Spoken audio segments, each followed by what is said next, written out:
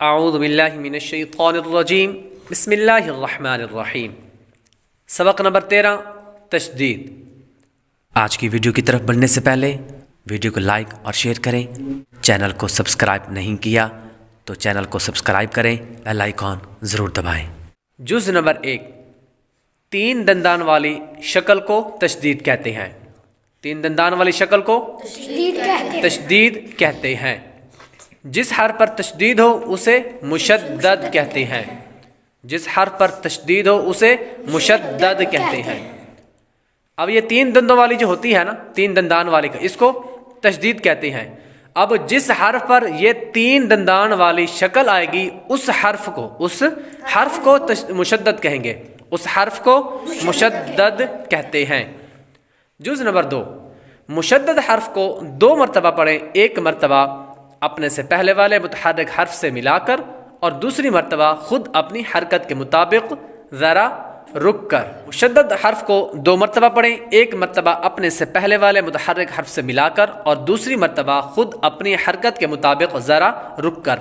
مطلب یہ ہے کہ جس حرف پر تشدید ہوگی اس حرف کو اکیلا نہیں پڑھیں گے، بلکہ اس کو پیچھے والے حرف کے ساتھ ملا کر پڑھیں گے۔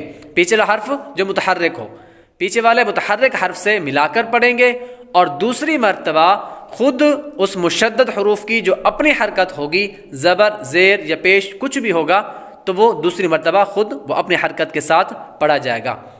دوسری مرتبہ خود اپنی حرکت کے مطابق ذرا رک کر پڑھیں گے۔ جز نمبر 3، نون مشدد اور میم مشدد میں ہمیشہ غنہ ہوتا ہے۔ نون مشدد اور میم مشدد میں ہمیشہ غنہ ہوتا ہے، کہ پیچھے ہم نے پڑھا تھا کہ غنہ کہاں ہوتا ہے؟ نون ساکن اور تنوین۔ نون ساکن اور تنوین میں غنہ ہوتا ہے یا نہیں ہوتا؟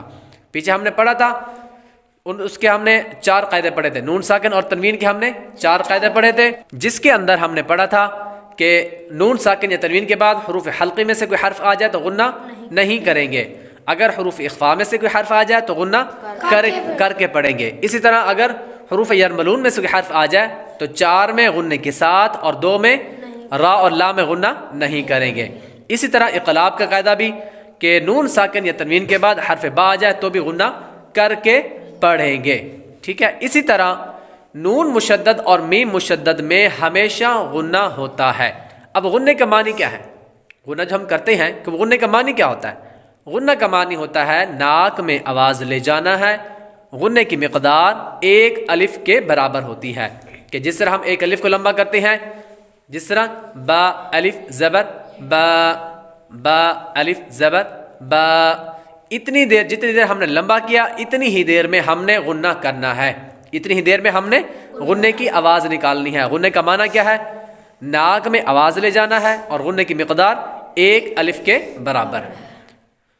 آگے جز نمبر 4، جب حروف قلقلہ مشدد ہوں تو انہیں جماؤ کے ساتھ پڑھیں۔ جب حروف قلقلہ مشدد ہوں تو انہیں جماؤ کے ساتھ پڑھیں۔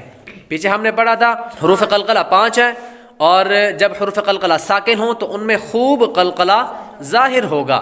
جب حروف قلقلہ ساکن ہوں تو ان میں خوب قلقلہ ظاہر ہوگا، اور جب حروف قلقلہ مشدد ہوں تو پھر انہیں جماؤ کے ساتھ پڑھیں، پھر انہیں جماؤ کے ساتھ پڑھیں۔ یہ فرق ذہن میں رکھیے گا، پھر سے بولیں، جب حروف قلقلہ ساکن ہوں تو پھر خوب قلقلہ ان میں ظاہر ہوگا، اور جب حروف قلقلہ مشدد ہوں تو پھر انہیں جماؤ کے ساتھ پڑھیں۔ جز نمبر 5، پہلا حرف متحرک، دوسرا حرف ساکن اور تیسرا حرف مشدد ہو تو اکثر مرتبہ، ہمیشہ نہیں، کیا اکثر مرتبہ مطلب ہمیشہ نہیں بلکہ اکثر مرتبہ ساکن حرف کو چھوڑ دیں گے اور متحرک حرف کو مشدد حرف سے ملا کر پڑھیں گے، جیسے عبد تم، جس طرح کہ عبد تم۔ اس کی آسان لفظوں میں وضاحت میں یوں کر دیتا ہوں کہ پہلا حرف متحرک، دوسرا ساکن اور تیسرا مشدد ہو، مطلب جزم اور شد، جزم اور شد ایک ساتھ آ جائے، جزم اور شد ایک ساتھ آ جائے، پہلے جزم پھر شد ہو تو جزم والے حرف کو چھوڑ دیں گے، یعنی جزم والے حرف کو ہجے کے ساتھ تو پڑھیں گے لیکن رواں کے ساتھ بغیر ہجے کے اس کو نہیں پڑھیں گے، کہ پہلا متحرک حرف ہوگا، پھر ساکن ہوگا اور تیسرا حرف مشدد ہوگا، تو پہلا جو متحرک حرف ہے اس کو ڈائریکٹ ہی آگے مشدد کے ساتھ ملا کر پڑھیں گے، لیکن ہجے کے ساتھ جوڑ کرتے ہوئے، ہجے کرتے ہوئے ساکن حرف کو بھی پڑھیں گے، جس طرح کی مثال پڑھتے ہیں.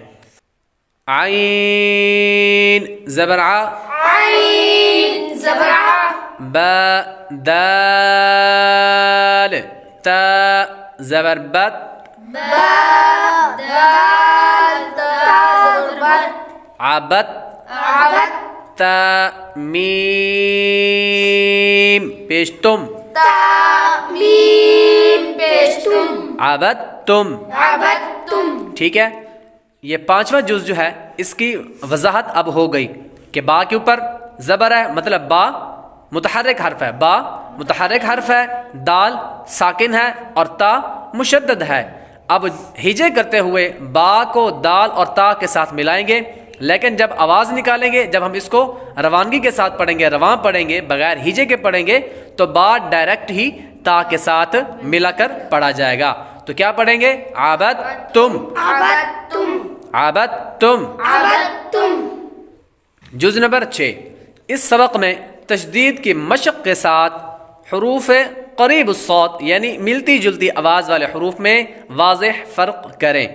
حروف قریب الصوت بھی ہم نے پیچھے پڑھے تھے. حروف قریب الصوت کتنے ہیں؟ 16. یعنی جن کی آواز ملتی جلتی ہوتی ہے وہ کتنے ہیں؟ 16.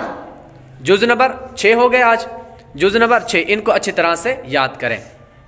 پہلا جز 3 دندان والی شکل کو تشدید کہتے ہیں. جس حرف پر تشدید ہو اسے مشدد کہیں گے، جس حرف پر شد ہوگی اسے مشدد کہیں گے. جز نمبر 2 مشدد حرف کو 2 مرتبہ پڑھیں گے، ایک مرتبہ اپنے سے پہلے والے متحرک حرف سے ملا کر اور دوسری مرتبہ خود اپنی حرکت مطابق ذرا رک کر. جز نمبر 3 نون مشدد اور میم مشدد میں ہمیشہ غنہ ہوتا ہے. غنے کا معنی ناک میں آواز لے جانا ہے. غنے کی مقدار 1 الف کے برابر ہے. جز نمبر 4 جب حروف قلقلہ مشدد ہوں تو انہیں جماؤ کے ساتھ پڑھیں.